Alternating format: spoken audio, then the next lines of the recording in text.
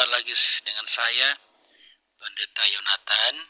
Saat ini lagi jalan-jalan sore, olahraga dan olah iman.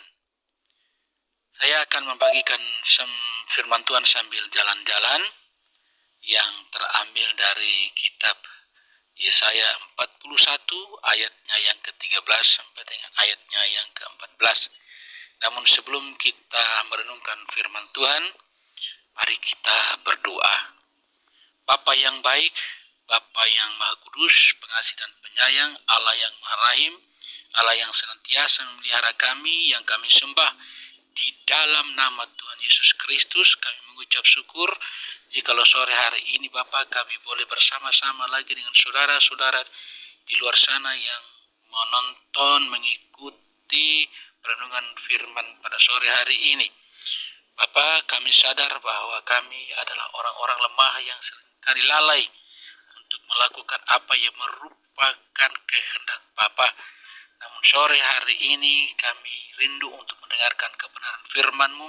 Kami mohon pengudusan daripada Allah kami melalui kuasa darah Tuhan Yesus Kristus sehingga kami mampu dan layak untuk mendengarkan kebenaran firman-Mu serta menikmati berkat firman pada sore hari ini.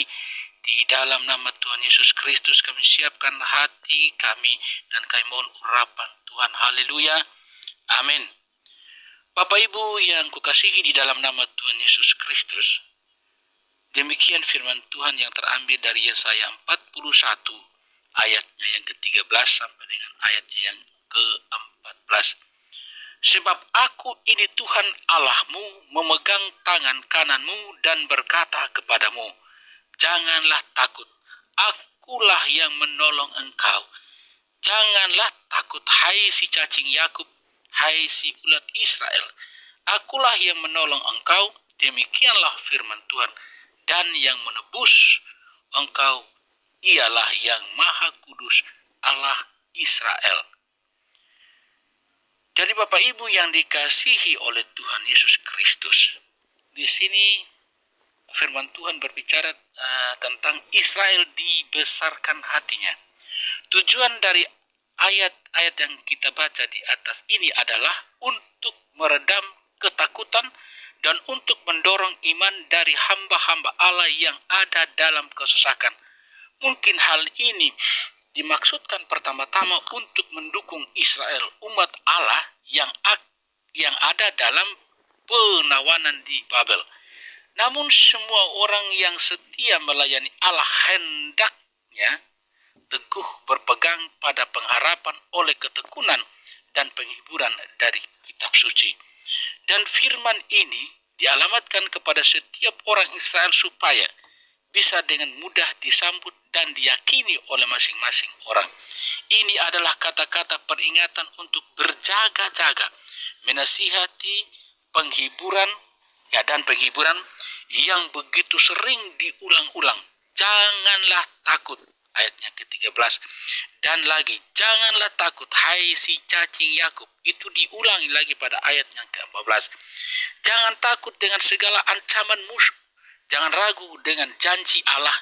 Jangan takut bahwa engkau akan binasa dalam penderitaanmu, atau bahwa janji pembebasan bagimu itu tidak akan terjadi. Itu tidak sejalan dengan pikiran Allah. Kalau umatnya sampai menjadi orang-orang yang takut untuk menekan ketakutan umatnya, ia meyakinkan mereka bahwa mereka boleh mengandalkan kehadirannya sebagai Allah yang bersama-sama dengan mereka dan boleh yakin bahwa Dia Allah yang maha mencukupi bagi mereka di segala waktu yang buruk. Amatilah betapa dengan penuh perhatian Allah yang berbicara dan betapa Ia ingin supaya para pewaris janjinya itu tahu bahwa putusan hikmatnya tidak berubah, dan betapa Ia ingin menentramkan hati mereka. Janganlah takut sebab aku menyertai engkau, katanya. Bukan hanya mengatakan saja, tetapi aku ini juga akan hadir menyertaimu. Janganlah bimbang ketika melihat kekuatan orang-orang yang melawanmu, sebab aku ini Allahmu dan aku turut bertindak bagimu. Adakah engkau lemah? Aku akan meneguhkan engkau. Adakah engkau sendiri tanpa teman? Aku akan menolong engkau dikala engkau memerlukan bantuan. Adakah engkau sudah mau tenggelam, segera jatuh? Aku akan memegang engkau dengan tangan kananku yang membawa kemenangan. Tangan kananku yang penuh dengan keadilan. Mazmur 48 ayat 11 mengatakan demikian. Dalam memberikan upah maupun hukuman, dan dijanjikan pula ayat yang ke-13 bahwa Allah akan menguatkan tanganmu, yaitu akan menolong engkau. Aku akan memegang tangan kananmu, berjalan bergandengan tangan dengan engkau. Demikian menurut sebagian orang, ia akan memegang tangan kita sebagai pembimbing untuk menuntun kita di jalan, membantu kita bangkit saat jatuh atau mencegah kita jatuh. Dikala kita lemah, ia menopang kita supaya tidak goyah. Ia meneguhkan kita supaya tidak gemetar. Ia akan membesarkan hati kita dan dengan begitu memegang tangan kanan kita. Dan bahwa ia akan menenangkan ketakutan kita dan berkata kepada kita, janganlah takut.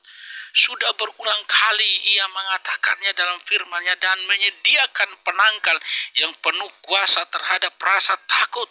Tetapi tidak hanya itu saja, ia akan bertindak lebih jauh dari itu lagi. Ia akan mengatakannya lagi dengan rohnya kepada setiap hati dan membuat mereka mendengarnya supaya mereka bisa tertolong. Bahwa sekalipun musuh-musuh saat ini sangat menakutkan, semena-mena dan kejam, namun akan tiba waktunya Allah akan berurusan dengan mereka, dan mereka pun akan bersorak, atau kita akan bersorak berkemenangan atas musuh-musuh itu. Ada orang-orang yang murka terhadap umat Allah, yang membantah, yang berperang melawan umat Allah, yang membenci umat Allah, yang mengingini kehancuran umat Allah dan terus mencari gara-gara membuat persoalan dengan mereka. Namun hendaklah umat Allah tidak murka dengan mereka. Janganlah berkelahi dengan mereka. Jangan membalas kejahatan dengan kejahatan, tetapi nantikanlah saja waktu Tuhan dan percayalah, itu pasti akan datang tepat pada waktunya. Tindakan Allah yang maha besar akan berperkara dengan musuh-musuh umat Allah. Dan bahwa musuh-musuh itu pasti akan merasakan dan menyadari kebodohan mereka. Paling tidak karena berbantah dengan umat Allah, mereka akan menemukan tidak ada gunanya perbuatan mereka itu. Dan akan mendapat malu dan kena noda yang bisa saja membuat mereka bertobat, tetapi lebih mungkin akan membuat mereka bertambah murka. Bahkan mereka akan hancur binasa. Itu ayatnya ke-11 kalau kita baca mundur. Mereka akan seperti tidak ada di hadapan keadilan dan kuasa Allah. Ketika Allah datang berurusan dengan musuh-musuhnya yang besar kepala, ia memandang mereka tidak ada apa-apanya. Atau ia akan membuat mereka menjadi tidak ada apa-apanya, seperti tidak pernah ada. Hal ini diulangi lagi ayat yang ke-12. Mereka akan seperti tidak ada dan hampa, seperti sesuatu yang sudah hilang, lenyap. Orang-orang yang menakutkan akan menjadi hina dina. Mereka yang berkhayal bisa menaklukkan apa saja tidak akan bisa berbuat apa-apa. Mereka yang terkenal dan bersuara besar, atau kata lainnya mulut besar, akan menjadi hampa dan dikuburkan dalam kesunyian. Mereka akan binasa, bukan hanya tidak ada apa-apanya, tetapi juga sengsara, menderita. Engkau akan mencari orang-orang yang berkelahi dengan engkau, akan tetapi dan bertanya-tanya apa yang terjadi pada mereka, sampai mereka tidak kelihatan seperti biasanya. Mereka hilang lenyap, tetapi engkau tidak akan menemui mereka, seperti yang dialami oleh Daud. Pada Mazmur 37 ayat 36 berkata, aku mencarinya, tapi aku tidak temui atau menemukannya. Dan umat Allah sendiri akan menjadi kengerian bagi orang-orang yang saat ini menjadi kengerian bagi mereka, orang-orang musuh mereka, orang-orang merasa besar, orang-orang merasa kuat saat ini. Tetapi pada ketika datang waktunya, mereka akan merasa kecil dan tidak ada apa-apa jadi hadapan umat Allah oleh karena kuasa Allah yang menyertai umatnya. Betapa Yakub dan Israel menjadi begitu kecil dikatakan oleh Tuhan. Dan rendah mereka menjadi seperti cacing Yakub. Ya, sedemikian kecilnya, lemah tak berdaya, terhina dan diinjak-injak semua orang, dipaksa merayap bahkan sampai masuk ke dalam tanah untuk mencari penyelamatan.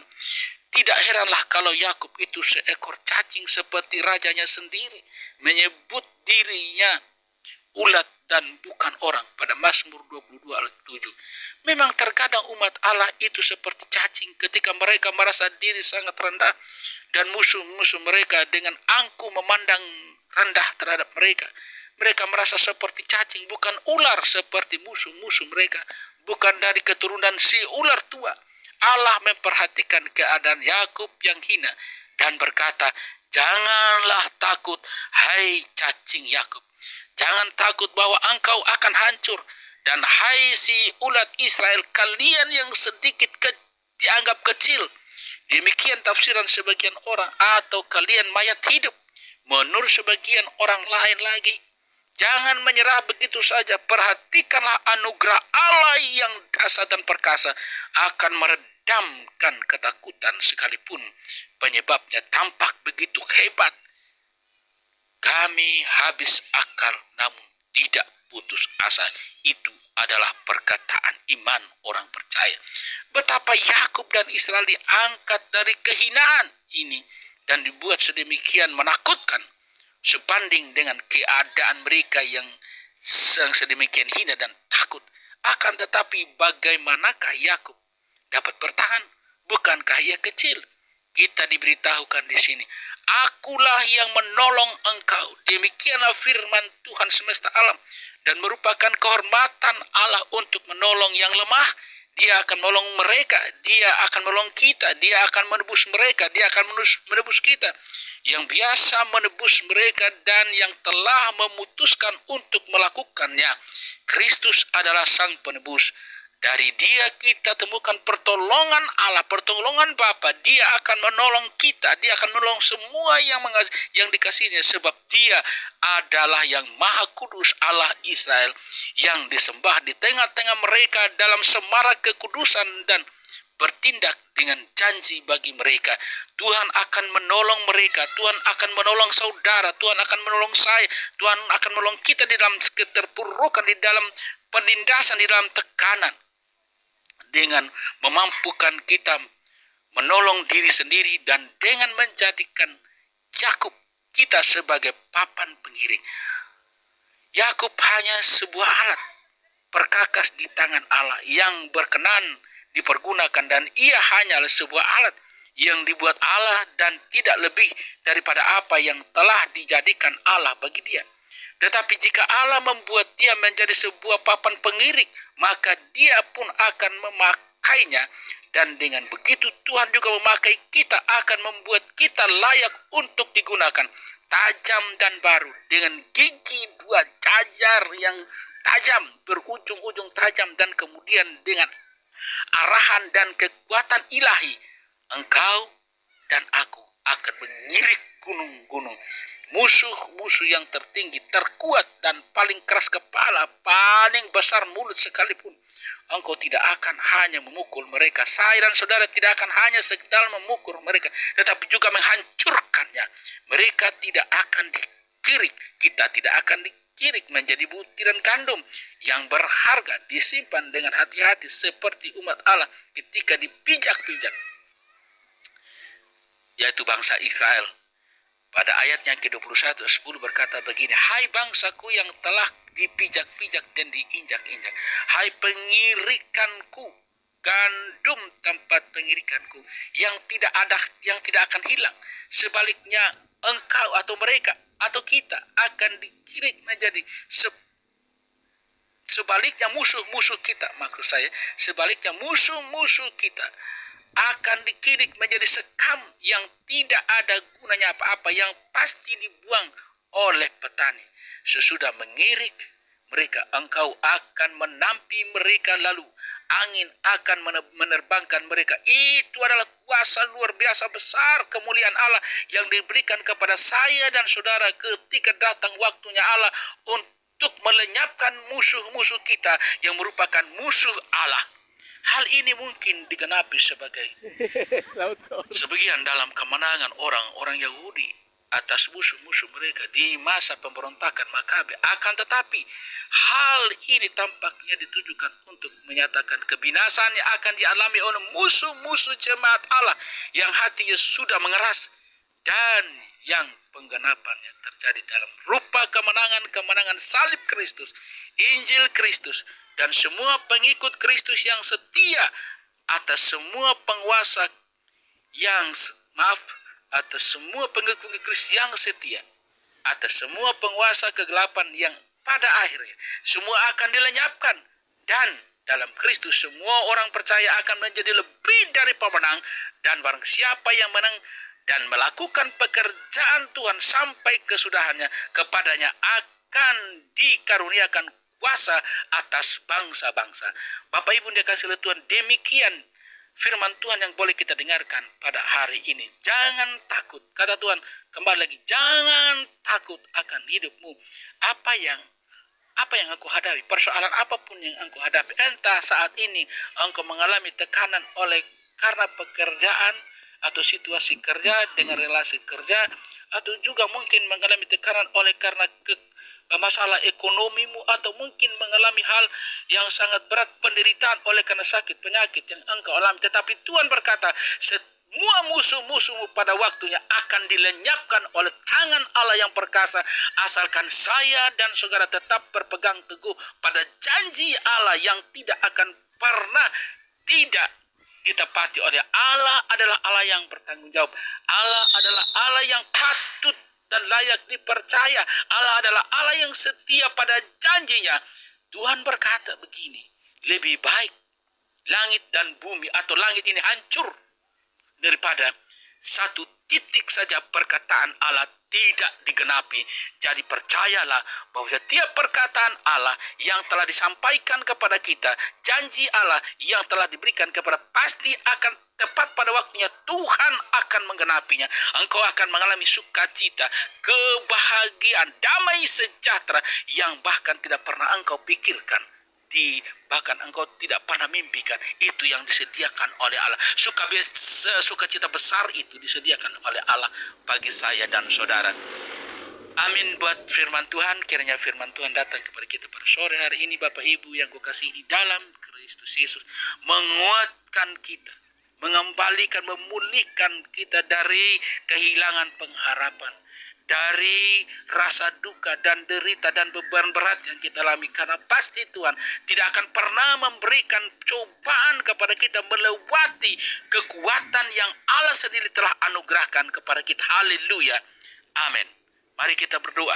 Bapa di surga, terima kasih untuk firman Tuhan yang telah boleh kami dengarkan bersama pada sore hari ini, dan kiranya firman Tuhan menjadi kekuatan sungguh-sungguh, bertumbuh dengan subur di dalam hati batin kami oleh kuat kuasa Roh Kudus, dan kiranya Roh Kudus terus menerjemahkannya lebih lagi dalam hati kami dan memampukan kami untuk melakukannya dalam kehidupan kami. Di dalam nama Tuhan Yesus Kristus, Sang Juru Selamat perantara kami, kami mengucap syukur dan berterima kasih kepada Bapa di sorga. Haleluya. Salam Bapak Ibu, Tuhan Yesus memberkati. Amin. Bapak Ibu, saudara-saudara sekalian, jikalau Bapak Ibu saudara terbeban untuk mendukung pelayanan melalui channel ini, ada dua permintaan. Satu, doakan, dan yang kedua, tolong jangan di skip iklan yang lewat. Tuhan Yesus memberkati. Terima kasih. Shalom dan damai sejahtera Tuhan menyertai kita semua. Amin.